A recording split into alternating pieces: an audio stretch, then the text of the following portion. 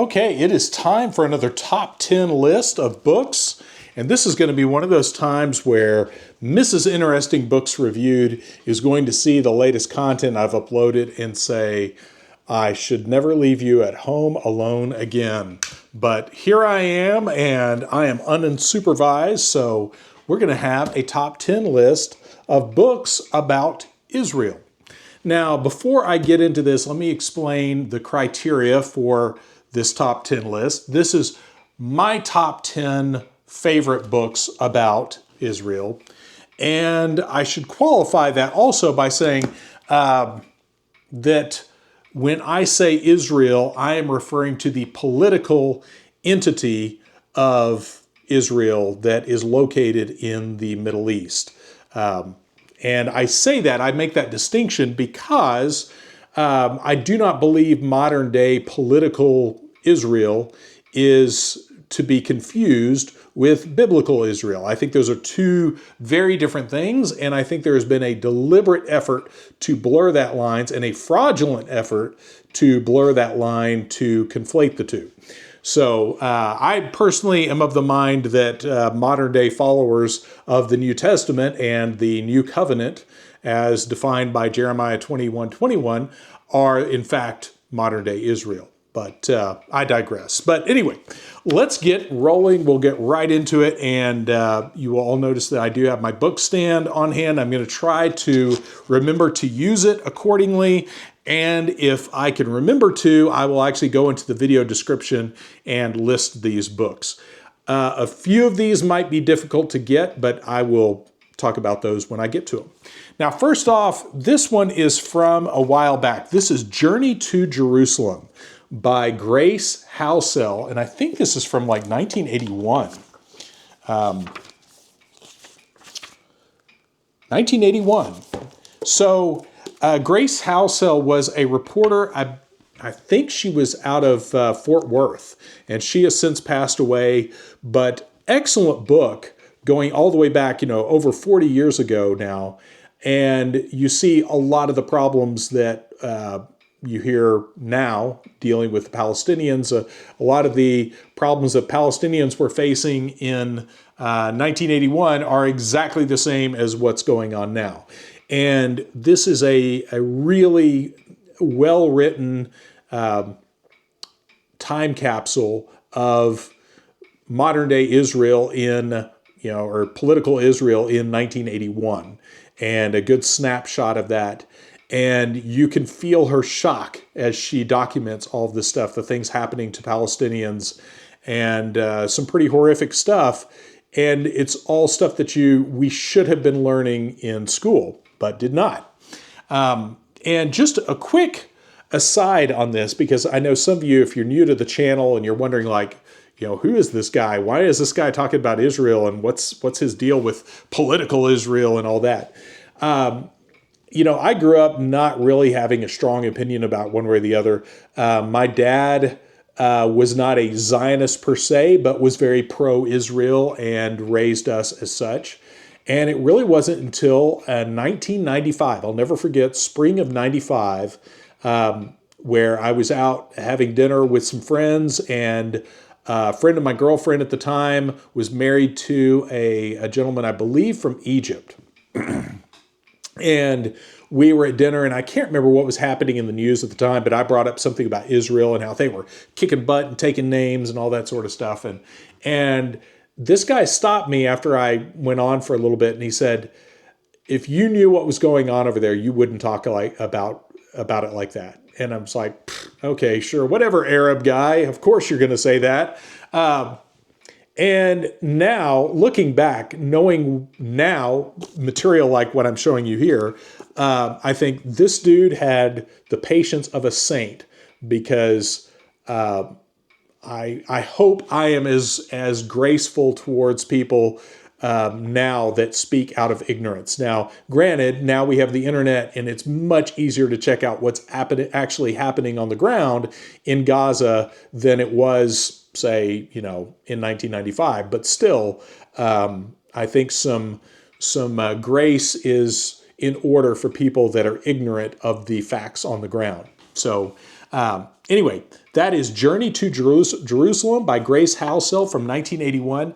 Again, excellent time capsule from the early 80s. And it's a good look into what was going on in political Israel back then. So again, it's not like the problems that we see now suddenly sparked up just in the last 2.5 years or so. Now, moving right along, this one I think is somewhat hard to get. I actually was going to order another copy of this, and I think it had shot up in price or was just totally unavailable. This is one you kind of got to go back and check again on. This is Jewish History, Jewish Religion, The Weight of 3,000 Years. Now, again, the only issue I would take with this writer, this is by Israel Shahak, I think I'm saying his name right, and forward by the late Gore Vidal. And my only beef with this is that it does conflate the two, the biblical Israel with modern day Israel. But some excellent expose about all of the problems, the ideological problems with modern day Israel and how they're kind of baked into the state structure.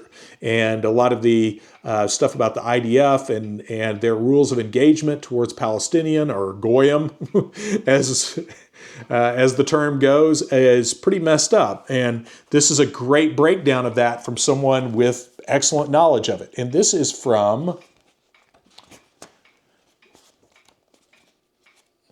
just a minute here, 1994.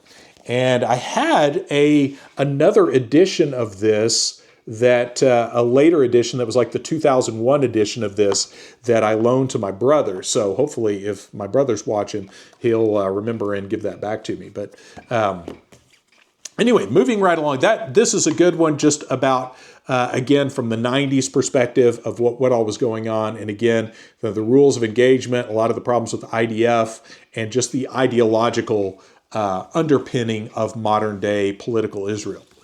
Now, this is one that is, I lucked into it. I was at Barnes and Noble in Dallas, in the Dallas area, and someone must have special ordered this book because this is one of those books that I can't imagine Barnes and Noble stocking this book on their own. But it was in the current event section. And I saw it and I was like, Invisible Enemy. I wonder what that's about. And just kind of read the back a little bit and I was like, oh my, okay. And this is from, I believe first printing was 2001. Second printing was 2003. I think I got this in 2004.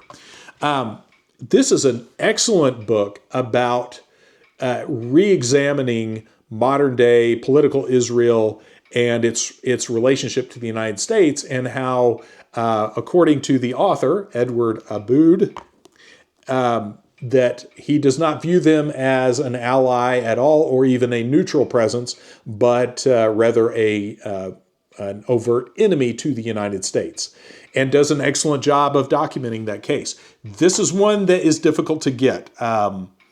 Originally, it's marked $29.95. I can't remember if that's actually what I paid for it or not, but this is a hard one to find now. And allegedly, one of the reviews on Amazon says this gentleman passed away and is no longer with us. So I wasn't able to find out anything for sure on that. But one of the things in this book that I think especially interesting and important is his breakdown of the televangelism community of televangelists and how they have been instrumental in creating the kind of bedrock of Christian Zionism on which modern day Israel rests. That they really created this whole new religion for the sake of modern day political Israel, and that is Christian Zionism. And when I read that section, I remember when I first read it, some of his stuff seemed a little out there. And then I went back again and read it a few years later, and I was like, man, this dude was on point. Because that is the one thing you'll notice about all the televangelists is they are all hardline political Zionists. And that if you have a television show, a religious television show, if it is not a pushing Zionist talking points, probably not going to stay on the air. So excellent information in this book. Now, this one is, I don't think I've reviewed this one by itself. I'm going to try to link several of these on the end screen for those of you new to the channel that want to check out some of this. But this is this is the life of an American Jew in racist Marxist Israel. And this is by Jack Bernstein. Now, allegedly, Jack Bernstein got bumped off for writing this book. But I had heard rumors of that in other books. I haven't been able to find any confirmation of that. I really can't find much about Jack Bernstein outside of this book. Very short book. This is only 56 pages.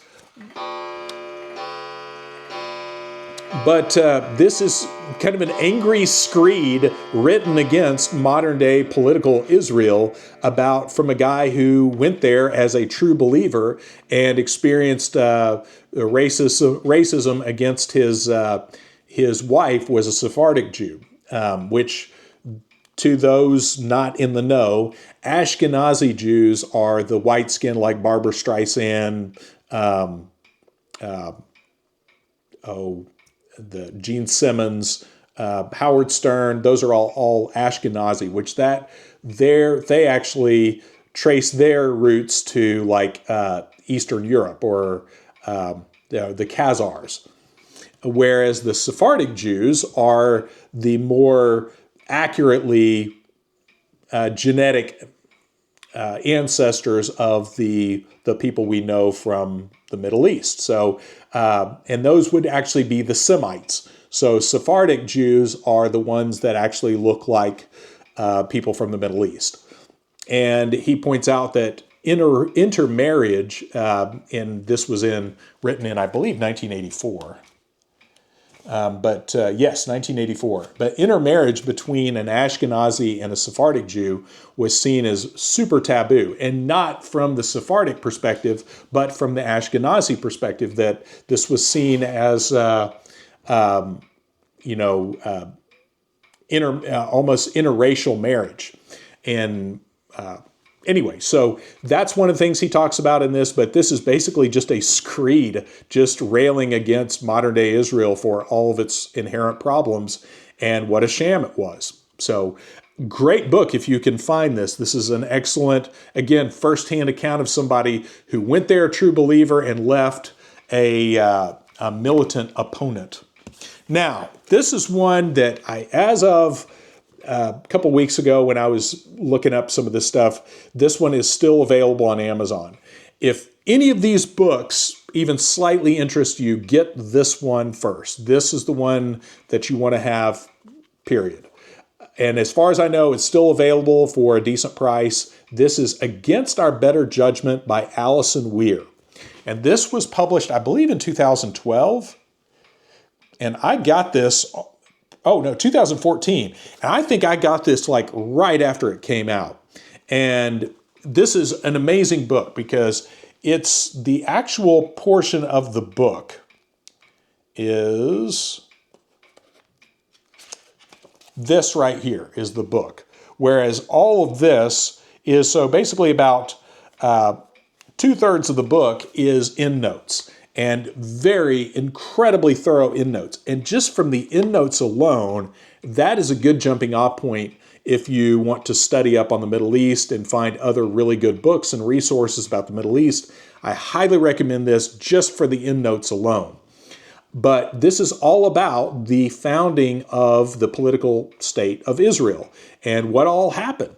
And tracing this all the way back to the Balfour Declaration and all the political intrigue that went into starting modern Israel.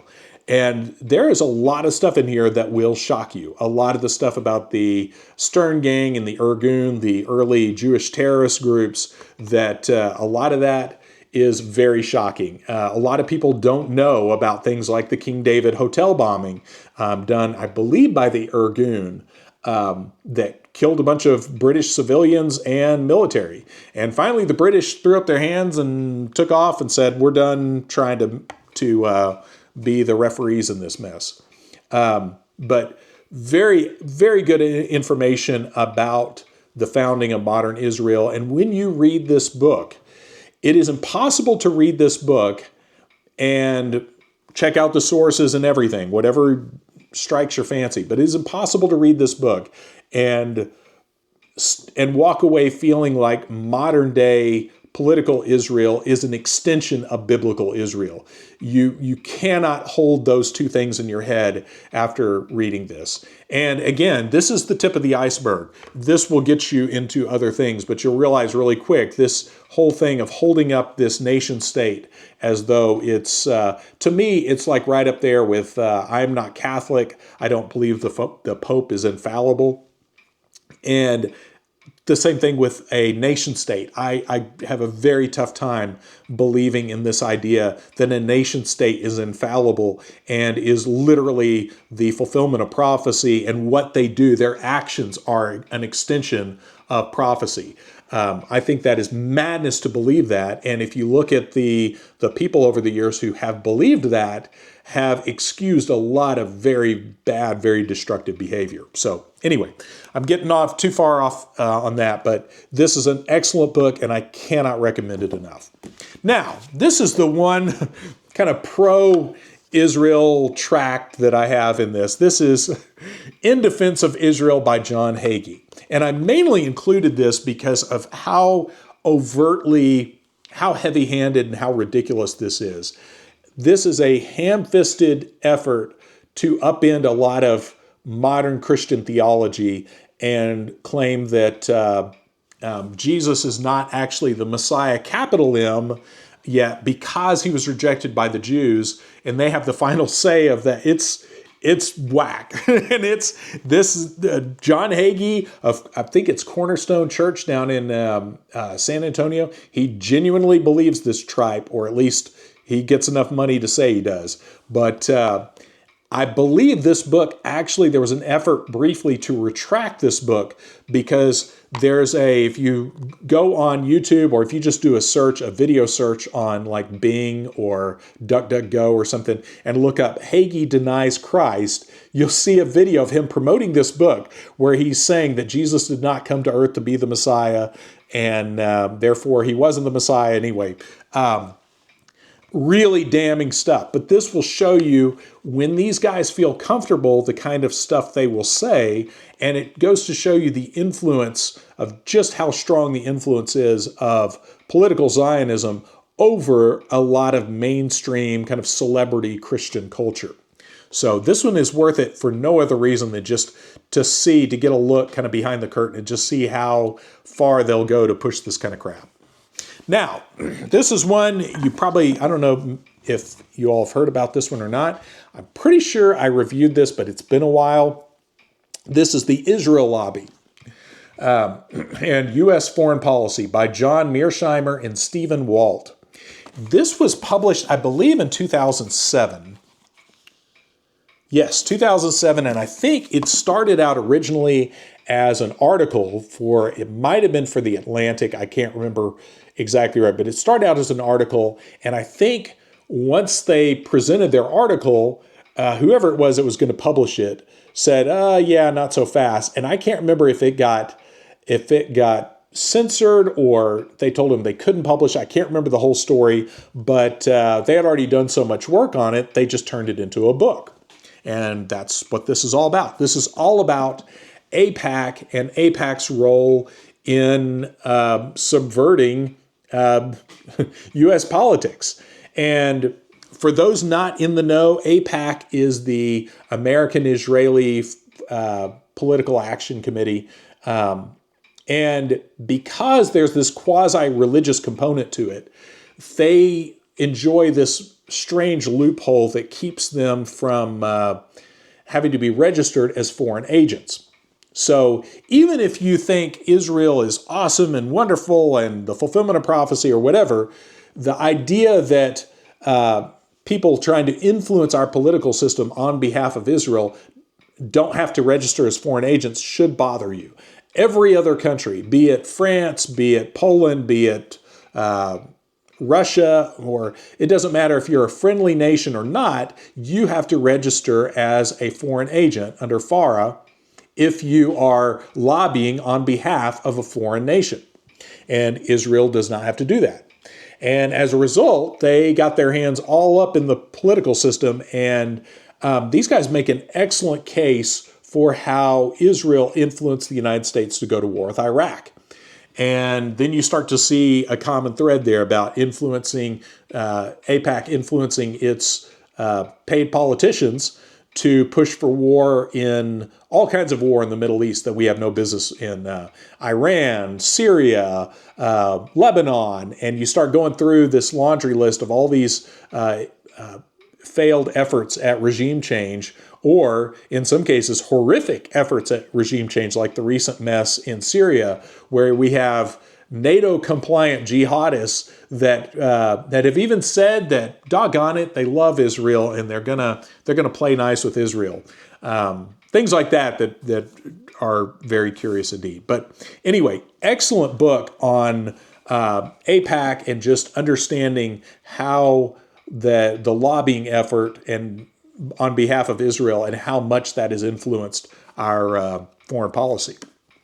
To its detriment, I might add. And these guys do a great job. My only complaint with this book is it seems like about every other paragraph, and this is an exaggeration, but they every few paragraphs, they try to make sure you know that they're not anti-Semitic.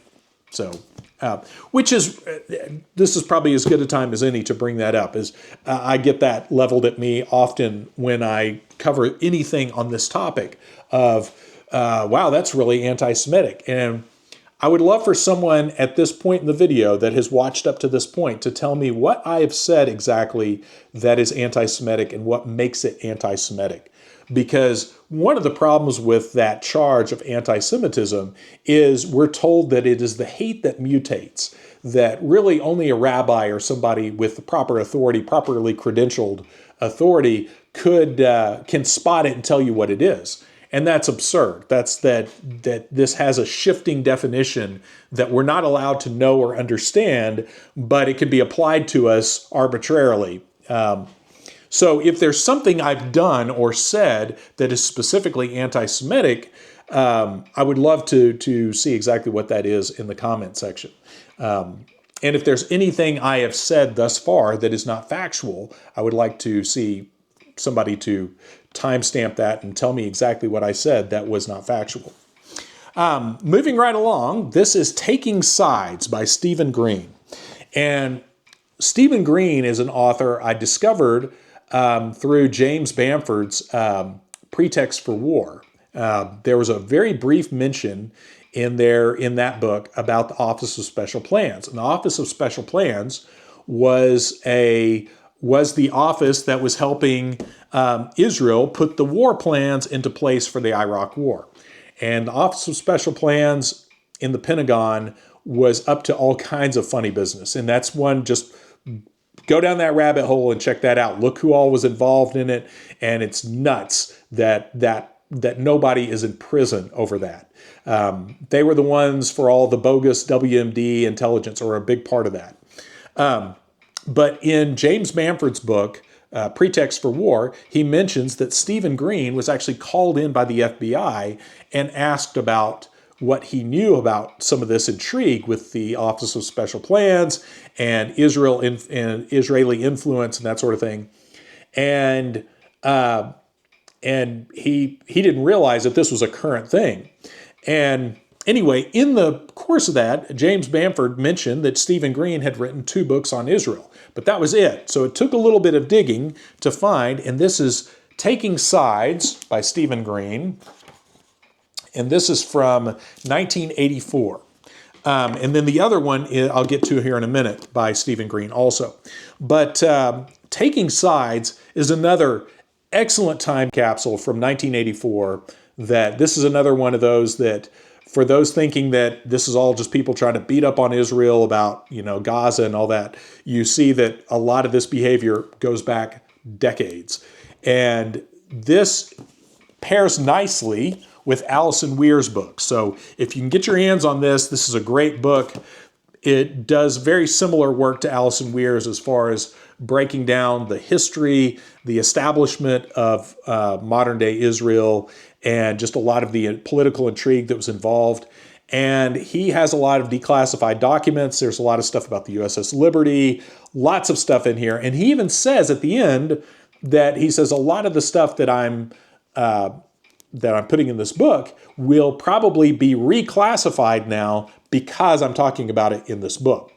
But talking about Israel's illegal nuclear program, made from stolen uranium, from the NUMEC fiasco. I mean, there's so much in this. So this is one of those books that when I got it, I had to special order this from Borders at the time. And I got it, and I was actually on the road right after I picked up the book. So I was reading this in the hotel room till the wee hours of the night and read the whole thing cover to cover in very short time, because it was just like every page was just crazy stuff that I hadn't read before. So excellent book if you can get your hands on it. Now, this is, I haven't looked this one up to see if this one's hard to get or not. Probably not. At the time I got this, this is Divert by Grant F. Smith. Let's see, this is from 2012. But this is Divert by Grant F. Smith, NUMEC, Zalman Shapiro, and the diversion of U.S. weapons-grade uranium into the Israeli nuclear weapons program. So this is all about how Israel started their nuclear program through this private company, NUMEC, that was transporting plutonium and nuclear materials around and stealing it. And I think they call it diverting, that it was diverted to Israel, but most of us would call that stealing. If you or I got caught stealing enriched uranium for making bombs, I don't think anybody would use euphemisms like diverting. But excellent book. This is probably one of the few that just focuses just on that whole scandal. And that's one that, again, should be taught in history classes. And I'm amazed how few people know about that. And people I know who have worked in nuclear facilities that should know about this because of the security implications of this, that this front company was basically stealing plutonium or enriched uranium and then sending it to Israel to start their nuclear program. If that was any other country, this would have been seen as an act of war. If we found out tomorrow that there was Iranians were stealing nuclear material from Y-12 or whatever, people would be rightfully upset by that, and nobody would be like, "Oh shucks, they just wanted to start a nuclear program." So anyway, real important to the overall big picture of the nuclear threat posed by modern-day political Israel and the threat to its neighbors. That is a huge issue, to have this unacknowledged nuclear state that everybody knows they have nukes, but they don't really talk about it.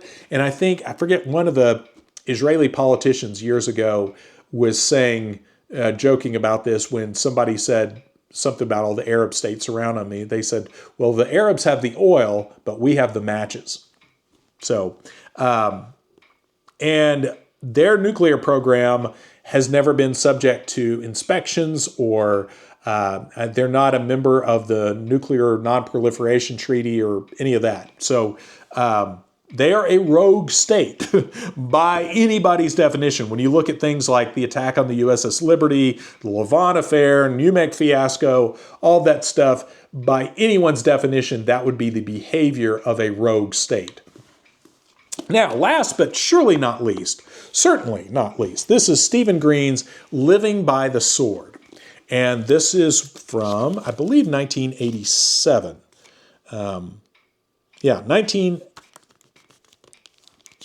Let's see. Just make sure that I'm getting you the right date here. 1988. So, Living by the Sword is an excellent follow-up to Taking Sides. This is another great book by Stephen Green, just again, going a little bit farther. So this is 4 years after he wrote Taking Sides, and more information that he dug up after that. And probably one of the more troubling pieces of trivia that he throws out is how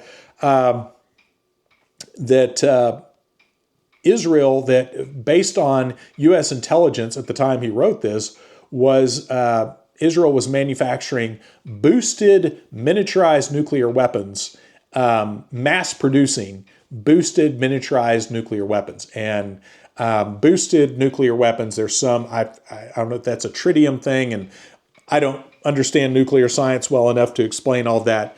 But the curious thing that he points out, probably one of the big revelations in this book that shocked me, was that the United States, there are people within the United States, and I say people within the government of the United States, that believe that Israel and cooperating with South Africa detonated a nuke in the South Atlantic in a nuclear test in sometime in the mid to late 70s.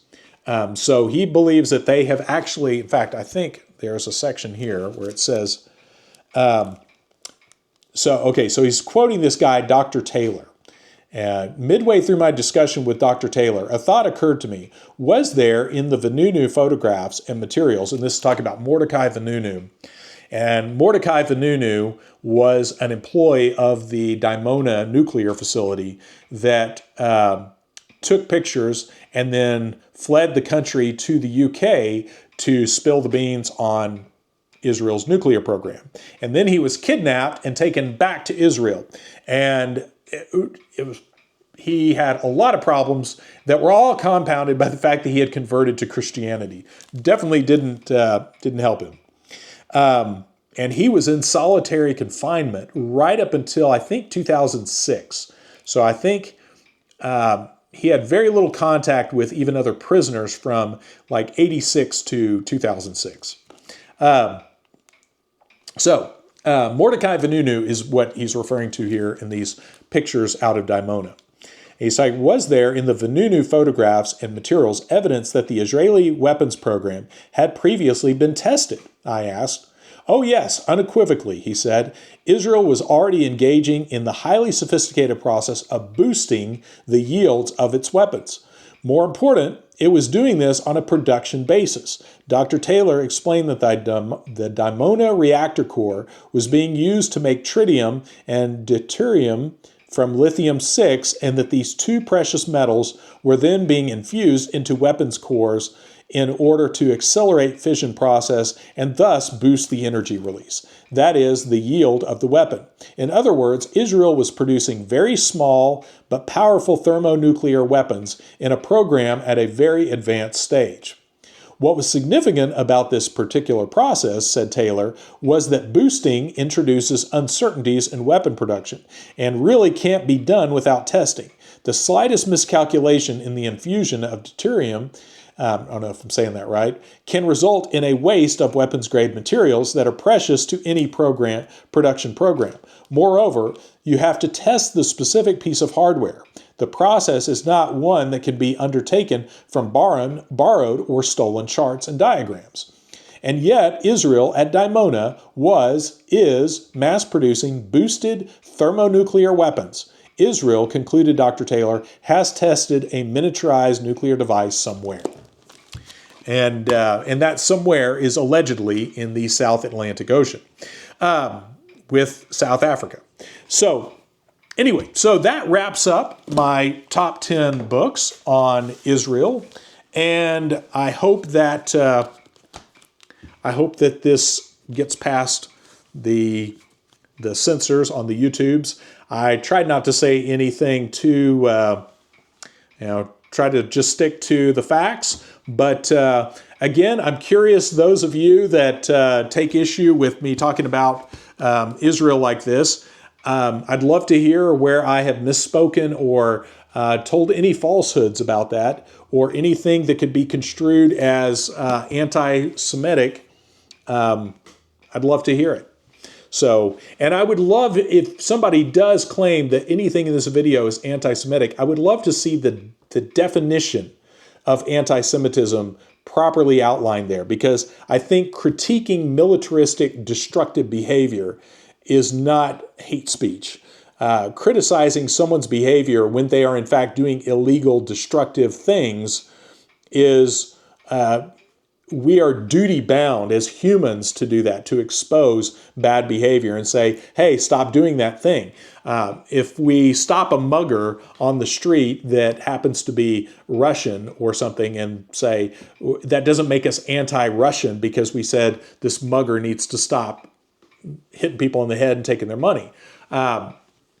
So anyway, I will stop there, and I will say one more thing, since I know I've thrown out some very charged material with this, and it never fails that I get people popping up and taking issue with certain points that I'm making, especially about my Christianity in general. And to that, I would like to ask, and again, feel free to put this in the comment section, what in my Christian ideology is problematic and harmful to those around me? And when I say that, I mean my Christian ideology based on the New Testament, based on the content of this channel. What have I said or done that you would consider destructive or problematic or hurtful to the people around me? And I will leave it there, because as for modern day Israel, I don't call for its destruction, a violent destruction. I think the current situation is much like a truck that's pulling a cable to very high tension. And that cable, if it snaps, it's going to possibly kill the drivers of the truck, which would in this case be the people in modern day political Israel. So I think the truck's going to have to back up and release the tension on that cable and allow the modern day Israel situation to be sorted out so it can be done so without bloodshed to the inhabitants of modern day Israel. I would love to see a situation where that does actually become an actual true democracy and not an apartheid state, not where you have people who are one ethnicity or one religious group have one set of rules and the other people have another set of rules. So that's what I would love to see. I don't want violence visited upon anyone, be it the Israelis, the Palestinians, anybody. But again, when I see the destructive behavior by Hamas, by Israel, whatever, all of it needs to stop. So I'll stop there.